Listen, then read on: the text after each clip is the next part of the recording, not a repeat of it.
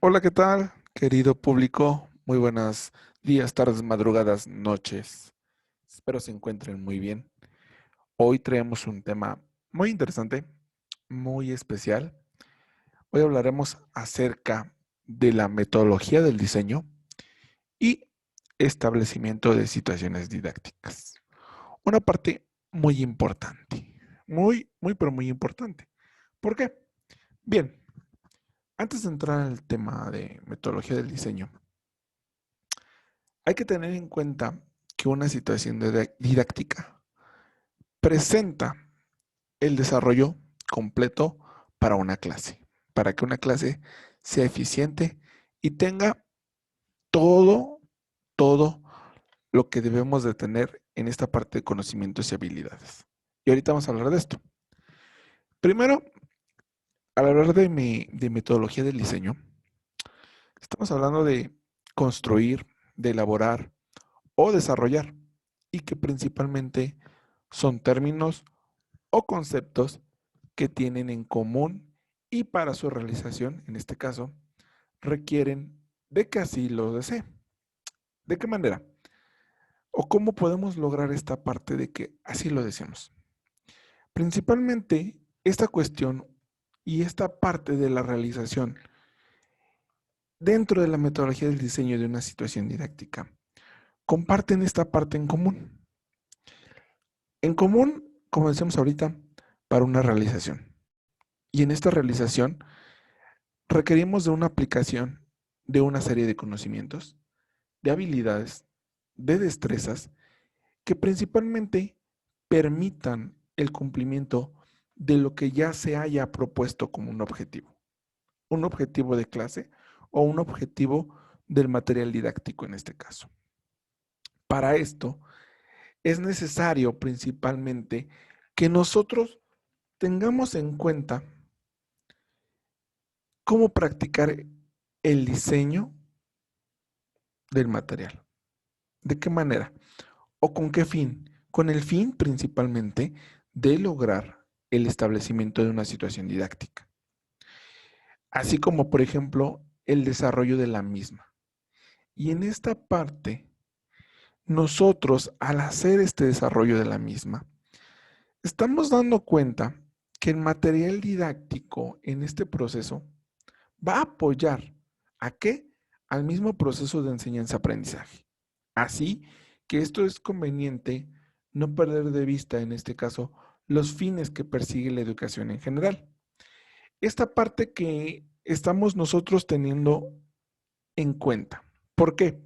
Principalmente, cada elemento que existe en las situaciones didácticas va a servir posteriormente para evaluar la acción o comportamientos deseados. Y, desde luego, obviamente, el material didáctico va a ocupar un lugar destacado en esta situación didáctica. ¿Sale? En esta cuestión, por ejemplo, y como lo estamos viendo de esta manera, el proceso de enseñanza-aprendizaje, entonces, nos va a apoyar para que tengamos en cuenta, más bien, sin perder de vista, los fines a los que quiere llegar la educación en general. ¿Y estos fines dónde los encontramos? Pregunta. ¿Dónde? De una manera muy sencilla. En el plan y programa 2011, por ejemplo, de educación básica, en el caso del contexto mexicano, ahí encontramos los fines de la educación. Estos fines o estos 12 principios filosóficos, como se llegan a entender, y que estos mismos van a ocupar un lugar destacado en estas situaciones didácticas. Cada elemento, entonces, que tiene como prioridad atender, evaluar y detectar esta parte del comportamiento deseado, algo que nosotros queremos llegar. Por eso estamos hablando de un fin de la enseñanza en este proceso. Esta cuestión y esta relación de que cada elemento entonces existe en las situaciones didácticas va a servir entonces posteriormente para evaluar ciertas acciones, como estábamos diciendo ahorita, o comportamientos deseados. Y desde luego entonces, este material didáctico va a ocupar un lugar destacado en esta misma situación didáctica. Si se dan cuenta, es un proceso cíclico dentro de la situación didáctica, o mejor entendida como la misma planificación de clases. Esta cuestión que nosotros estamos viendo desde este punto llega y radica en el siguiente tema, que es el establecimiento de una situación didáctica. ¿Cómo se establece? Primero, ya hay que hablar que una situación didáctica, situación de aprendizaje o situación pedagógica, situación didáctica pedagógica, planeación, de una manera áulica, si es, obviamente, en el salón de clases, es toda aquella circunstancia en la cual existe el propósito de establecer una relación de aprendizaje y enseñanza. Esta parte de relación entonces entre enseñanza y aprendizaje o aprendizaje y enseñanza contiene ciertos elementos. ¿Cuáles son estos elementos? Principalmente estos elementos se van a encontrar presentes en la misma situación didáctica y son los siguientes. El docente o un docente, un aprendiz o mejor entendido como un estudiante y un contenido a aprender, el tema de clase. Un medio o material educativo que va a auxiliar a ambos, a aprendiz o alumno y al mismo docente, ¿a qué? A aprender y a enseñar. Esta parte es importante. Si se dan cuenta, el medio o el material es el más importante de todos en esta parte. No estamos diciendo que el alumno, que el docente y que el contenido no sean, vaya, no sean primordiales, no sean importantes. Son importantes. Pero aquí, el medio principalmente, o este material por el que se va a transmitir el aprendizaje, vaya, el objeto, el canal, como le queramos llamar, es importante aquí. ¿Por qué? Porque este mismo material va a auxiliar cómo aprender y cómo enseñar. Un juego que hemos visto siempre, constantemente en esta parte. Y aquí es donde vamos a empezar a desglosar a estos 4 puntos, a estos cuatro elementos. Primero, vamos a empezar con el docente. Aquí el mismo docente puede estar en tiempo real o en forma virtual. Vamos a hacer esta ejemplificación muy sencilla. En un tiempo real, ¿a qué nos referimos? Nos estamos refiriendo a ese término cuando tenemos clases presenciales, cuando yo docente estoy frente a los alumnos en un pizarrón, con un pizarrón más bien, dando una clase o una cátedra de manera virtual. Esta manera que estamos haciendo ahorita, crear podcast, crear videos de clase, crear contenidos, todo esto de manera virtual. Y aquí, en esta cuestión, es decir, estamos de manera en vivo, como se le podría decir, o de manera grabada, o utilizando algún medio para establecer la relación enseñanza-aprendizaje. Por conducto, por ejemplo, decíamos ahorita, de un libro o video, por ejemplo. Esta parte, y vamos a suponer, el tema de hoy, por ejemplo, este tema que va dedicado a mis alumnos de taller de didáctica 1 de la carrera en pedagogía. Este tema, por ejemplo, está convertido de manera virtual. Yo docente hoy estoy en manera virtual y estoy usando un medio principalmente, en este caso grabado, para establecer una relación de enseñanza-aprendizaje. Posteriormente, yo haré una retroalimentación de clase pidiéndoles, por ejemplo, que realicen una planificación didáctica y que establezcan una secuencia didáctica de cierto tema o cierta materia con ciertos contenidos y X, Y, Z yo les voy a pedir. Esa es la parte donde yo empiezo a establecer esta relación de enseñanza-aprendizaje. Todo lo que hoy estoy hablando en esta materia, en este podcast, por ejemplo, el día de mañana ellos lo van a llevar a la práctica. Por conducto, decíamos ahorita, a lo mejor de este video, lo pueden repetir una y otra vez, las veces que ellos quieran, y ahí vamos a tener esta parte. Tenemos también aquí una parte importante que es el contenido. ¿Qué es el contenido? Bueno, el contenido es aquello que va a ser aprendido. Por ejemplo, una lección, un tema o una unidad de aprendizaje. Esta parte muy sencilla, no entramos en detalles, no ahondamos más. Contenido, entonces, es todo lo que nosotros vamos a aprender. Temas, lecciones o unidades de aprendizaje. Por ejemplo, este tema en específico, ellos lo están aprendiendo. Es un contenido. Es un contenido que en cierta manera se entiende como un tema y entonces aquí tenemos esta parte que se dice que se establece una situación didáctica cuando dados los anteriores elementos, esta parte de cómo es aprendido una lección, un tema, una unidad de aprendizaje, el docente, el aprendiz, el contenido, el material, es ahí donde se establece esta situación didáctica. Entonces, estos elementos anteriores se dan principalmente ¿dónde? En un tiempo y lugar determinado.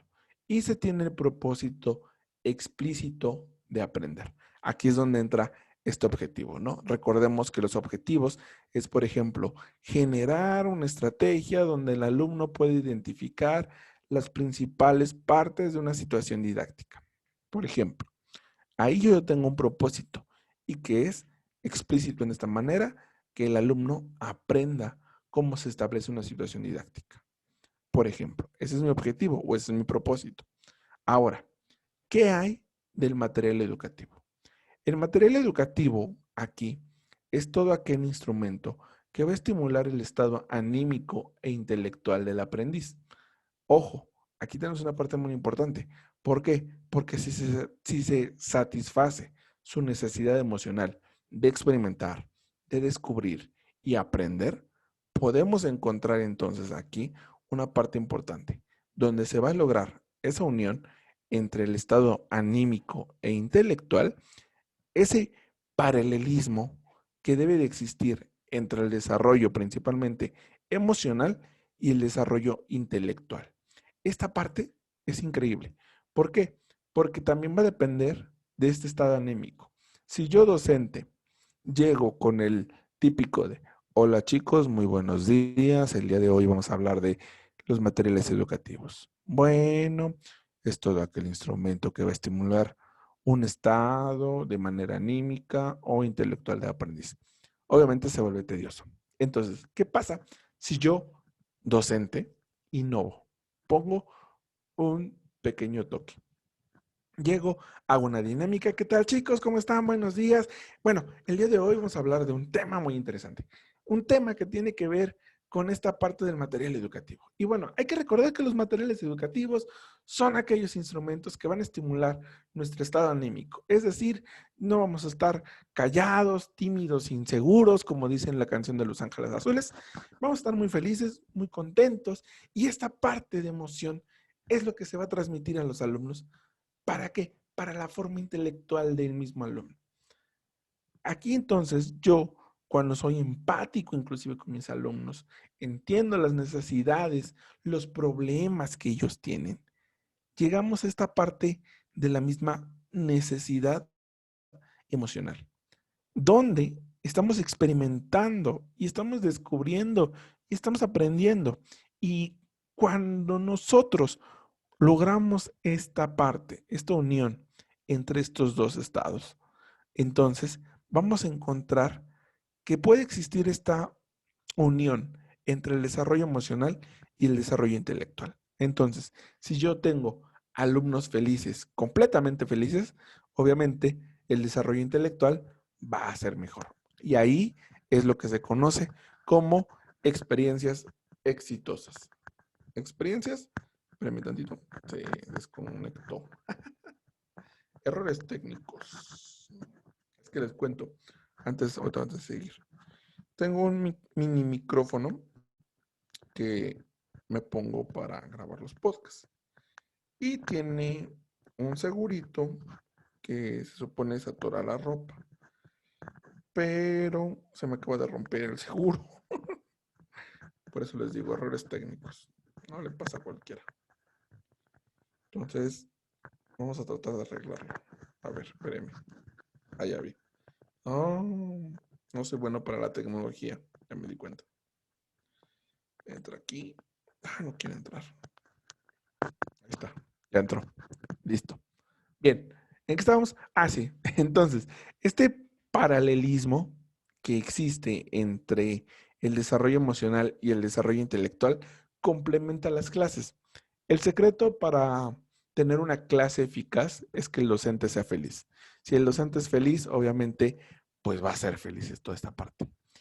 Y bueno, continuando con esta parte. Aquí vamos a hablar entonces de que cuando llegamos a estos dos, cuando logramos esta unión entre desarrollo emocional y desarrollo intelectual, llegamos a un último punto, un último camino, lo que lo constituye principalmente. Y bueno, el material didáctico entonces en esta parte constituye elementos objetivos, ¿sí?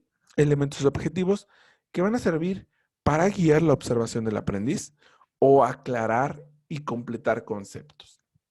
Aquí es muy sencillo, es algo básico podríamos decir nosotros entonces. Este material, entonces, a través de materiales muy objetivos, muy claros, donde la observación del alumno es importante para completar el concepto, va a generar un aprendizaje. Decíamos hace tiempo en la clase, ¿no? Si yo le presento un material, por ejemplo, un dado, y se lo muestro y a lo mejor en primera instancia no sabe que es un dado, pero le empiezo a explicar las propiedades de ese dado, que tiene varios lados, que tiene, por ejemplo, tiene 6 puntos del 1 al 6 y que dependiendo si yo lo aviento y si cae en el 5, por ejemplo, puedo tener 5 puntos. No sé, cuestiones para el fin que yo lo voy a usar el dado. Le explico que eso es un dado. Este material o va a constituir más bien estos objetivos. El objetivo que yo quiero con el dado, por ejemplo, en la materia de matemáticas, es que aprenda conteo, aprenda a contar del 1 al 6. Entonces, mi objetivo con ese dado es que este elemento, este dado, sirva como guía a través de la observación de mi alumno para completarle sus conceptos de operaciones matemáticas. Y bueno, aquí nosotros podemos llegar a esta parte, que el mismo aprendizaje humano es una condición fundamentalmente perceptiva y por esa razón, cuantas más sensaciones recibe el sujeto, va a ser más rico y más exacto. Y obviamente esta parte más exacta va a ser su percepción, va a afinar esa percepción. Aquí es donde entra este término, percepción, percibir. Entonces, a través de un material didáctico, abrir sus canales de recepción. Aquí es donde viene el punto importante, chicos. Un punto importante que tenemos que tener en cuenta. ¿Por qué? Porque este mismo nos va a llevar al diseño y desarrollo del material didáctico que estaremos viendo después. Esta parte entonces, donde estos materiales que conforman este camino, esta estructura básica, donde aclaramos los conceptos, donde tenemos esta idea sumamente fundamental del trabajo, es lo que constituye una planificación de clase. Una planificación muy importante, muy clara. ¿Por qué? Porque, por ejemplo, hay que recordar que una planificación lleva un inicio, un desarrollo y un cierre. Es decir, cómo yo voy a iniciar una secuencia didáctica, cómo la voy a desarrollar, cómo voy a llevar esta estructura lógica y cómo voy a cerrar esa situación didáctica a manera de que lleguemos al siguiente punto, que es una evaluación. ¿Cómo puedo evaluar esta parte?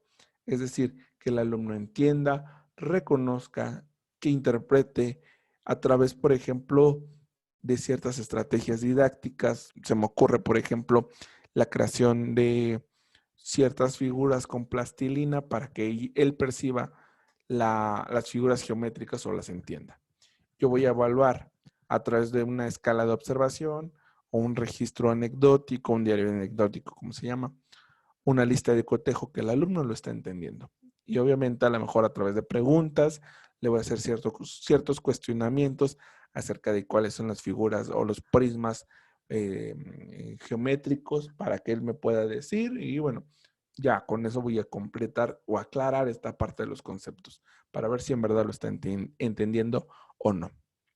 Y toda esta situación didáctica previamente entonces va atrás de una unidad de aprendizaje, un tema en específico, una asignatura, lo que sea, un objetivo, que es que mi alumno genere un aprendizaje de manera significativa y todo este proceso, una situación de aprendizaje, ya decíamos ahorita, toda la planificación de clase, su evaluación, cómo lo voy a evaluar, y los materiales, ¿qué voy a usar yo? Hojas de color, lápices, recursos didácticos, los materiales didácticos, todo esto para generar un aprendizaje. Y ese mismo aprendizaje es lo que llegamos aquí, a esta parte de guiar la observación en todo momento al 100% de el mismo alumno. Una parte importante, decíamos ahorita, y que complementa todo este proceso. Un proceso sumamente fundamental, un proceso que tiene en cuenta cada uno de estos desarrollos. Una estructura, podríamos decirlo de manera lógica, una estructura que de cierta manera cumple estas funciones y que también presenta cada uno de estos estados que estamos viendo hasta este punto, para llegar entonces a esta funcionalidad, a este punto principalmente importante. Y aquí, por ejemplo, nosotros en este desarrollo logramos entonces encontrar una parte importante que hasta cierta manera o hasta cierto desarrollo logran comprender y que también tiene que ver con esta parte. Entonces, para ir cerrando el tema del día de hoy, pregunta, ¿qué es una metodología del diseño y qué es el establecimiento de situaciones didácticas?